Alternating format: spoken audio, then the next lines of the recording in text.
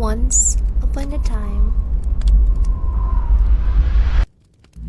somewhere in a mountain village in the Philippines, live a long married couple named Awiyaw and Lunay. They have been married for 7 harvests, or 7 long years. Awiyaw loved Lunay very much. To him, Lunay is the definition of perfection. She's beautiful, she is the most graceful dancer in their tribe, strong in planting beans, fast in cleaning water jars, and is very good at keeping their house clean. She's basically good in anything, and so she is considered as one of the best wives in the whole village. Unfortunately for Lunay, she's good in a lot of things except in bearing a child for Awiyaw.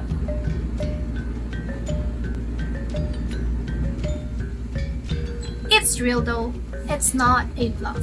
Awiyaw does love his dear wife Lunay, but he still wants to have his own child, and he can no longer take the mockery that he and Lunay are receiving from their fellows.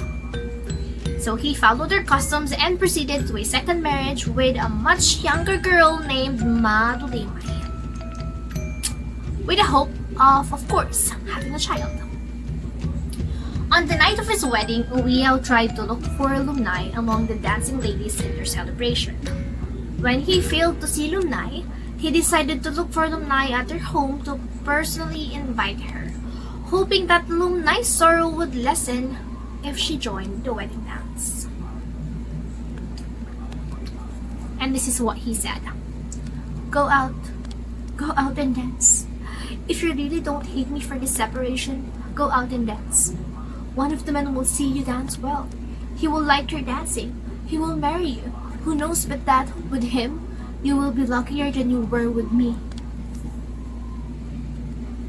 So yeah, that's what he said. So he tried to comfort Lunay through those words. They talk, and Lunay revealed all the things she has done to appease their god, Kabunyan, so that it will bless them with a child, such as the chickens and the pigs that she had butchered. Awiyaw still loves Lunay dearly, so he offered her many items from the life that they built together, such as the house that he built and the field that he dug out of the mountains during their first year of marriage. Lunay refused all of them, claiming that she doesn't need them. What she needed is for his husband, Awiyaw, to stay by her side.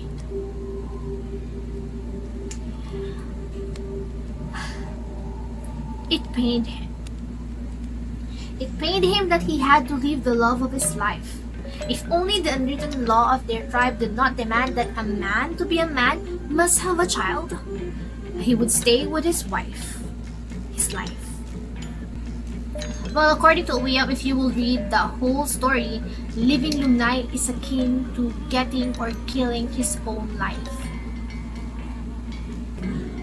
Awiyaw then promised that if he fails to have a child with Madulimay, he will come back to Lunay's embrace. Awiyaw finally leaves to rejoin the wedding. Moments after that, Lunay felt the need to protest against that unwritten rule. She would be the first to go against it. She wanted to go and tell the chief of the village and the elders that it was not right. The unwritten rule that a man may take another woman is not right. And so, with the courage that Lunay suddenly found within her, she decided to go to the wedding dance. But, as she was nearing, she felt weak. She did not have the courage to break into the wedding feast, and so she decided to run towards the hills instead. Lunay sits on the side of the mountain, overlooking the blazing fire and dancing moon, thinking about how her life has changed. She has a sense of desperation, isolation, and worthlessness.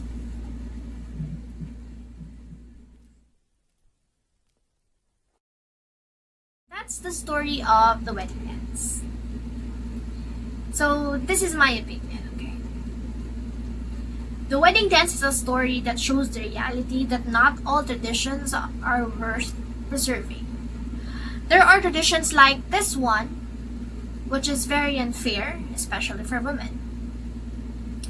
And the lesson that I have learned from this story is that we must sometimes conquer our fears and speak our mind, because maybe that could make the change.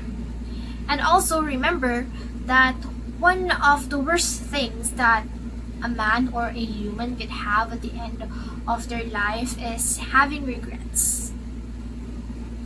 And I believe that if at the end of the story Lumnay died or something, she must have regretted that she did not, continued her plan to talk to the villagers and tell what she wanted to say.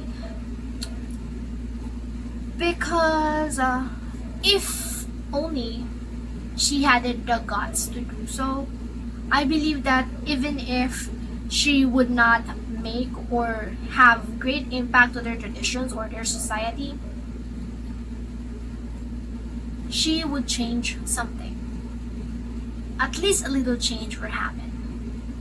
At least a little change will happen. And remember that change, no matter how little, is still change.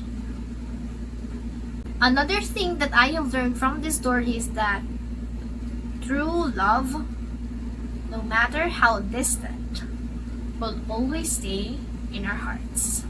That's all for today, and I hope that you have learned something from me. If you have questions, just write it down and we'll answer that during our online discussion at Zoom when Mom says so. Thank you, and God bless everyone. Have a good day. Bye-bye.